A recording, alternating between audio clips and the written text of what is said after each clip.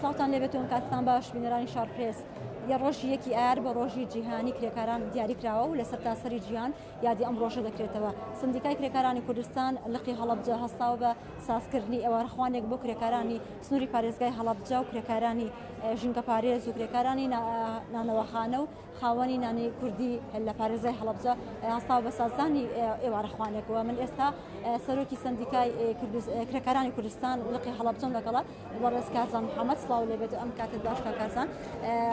پەیامی ئێوە چیە لە بۆ ڕۆژیەکی ئایار؟ سپاس بەخێر سپاس بە ئامادەبوونتان باسەکەی یەکی ئایار ڕۆژی جیهانی کرێکاران پیرۆز بێت. ئێمە وەکو سندیکای کرێکار لقی هەڵەبجە لەبەرەوەی بەهۆی نەخۆشی کۆرۆنا نەماتوانین چارەسەرەکیەکانمان ئەنجام بدەین. بۆیە بڕیارماندا ئێوارەخوانێک بۆ ژمارەیەک کرێکار لە چین و توێژە جیاوازەکان بە خۆشحاڵیەوە ئامادەبوونیان بوون. ئێمە خۆشحاڵین بە ئامادەبوونیەوان.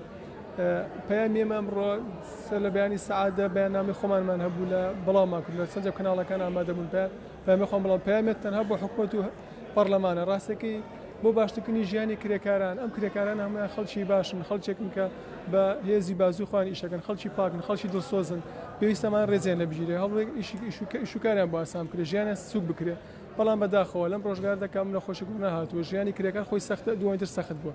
ئێمە داواکەین لە حکوومەتێرە لە پەرلەمانی کوردستان دوو یاسامانەی یاسای خانشین یا یاسای دەستەبەری کۆمەڵاتی یاسای خانشین ساڵی 1970 ساڵی 1970 و 39 ساڵی 1970 کە ئەمانە هەموار کرێتەوە بۆی ژیانی کرێکار بەرەو باشتر و بەرەو باشتر بڕوا. پرۆژە یاساکەتان پێشکەش پەرلەمان کردووە؟ پرۆژە یاساکە هی سەردەمی ڕژەمی بەعسە پرۆژە یاساکە کۆنە پێویستە ئەپدێت بکرێت تازە بکرێتەوە بۆی لەگەڵ هەرومەرجی ئێستا و ژیانی ئێستای کرێکارانە بگونجێت. کارزان هیچ داتا ئامارێک هەیە کە باس لە گیان لە دەستدانی کرێکاران بکات لە کاتی کارکردندا و لە کاتی کارکردنا بریندار بوو؟ ئەم ساڵ بۆ ئەم ساڵێک کرێکارمان هەیە لەسەر کاری گیانی دەستداوە و ناوی کاوەیەک و تەمەنی 20 ساڵ بوو لە سیروان ئیشێکە خەڵکی سلێمانی بوو. تەنها ئەومان هەیە ئەم ساڵ. پێداویستیانە کە کرێکار پێویستە لە کاتی کارکردندا هەیان بێت بۆتان دابین کردوون یان هیچ کێشێکیان هەیە؟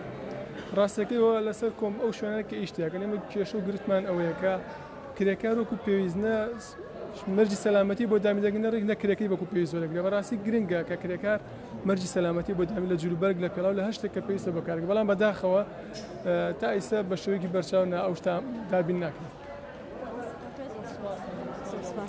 بەڵێ بەڕێزانەوەی کە بینەری بوون وتەی سەرۆکی سندیکای کرێکارانی کوردستان لقی هەڵەبجە بەڕێز کارزان محەممەد باسی لە ڕەوشی کرێکارانی کوردستان کرد و ئەم دیمەنی کە ئێستا بینن دیمەنی ڕاستەوخۆیە کرێکارانی سنووری پارێزگای هەڵەبجە ئێوارەخوانێکیان بۆ ساز کردووە و لێرەدا کرێکاران لە نێو کرێکارانیشدا خانمانی تێدایە. ئەمڕۆ کلەیەکی ئایارە لە سەرتاسەری جیهان یادی ڕۆژی جیهانی کرێکاران دەکرێتەوە و ئەم ڕۆژە بەرزڕا دەگیرێت و لە ساڵی 1886دا لە شاری چیکاگۆ لە وڵاتی ئەمریکا 340,000 کرێکار مانیان گرت و بە دروشمی 8 کاتژمێر کارکردن و 8 کاتژمێر پشوو خۆپیشاندانێکیان ساز کرد و داوای ئەوەیان کرد کە مافی کرێکارەکان پێ بدرێت. ئەمە لە کاتێکدایە ئەمڕۆ سندیکای کرێکارانی کوردستان لقی هەڵەبجە بەیاننامەی خۆی هەبوو لە ڕۆژی جیهانی کرێکاراندا و زانیاریەکانیان خستاوە.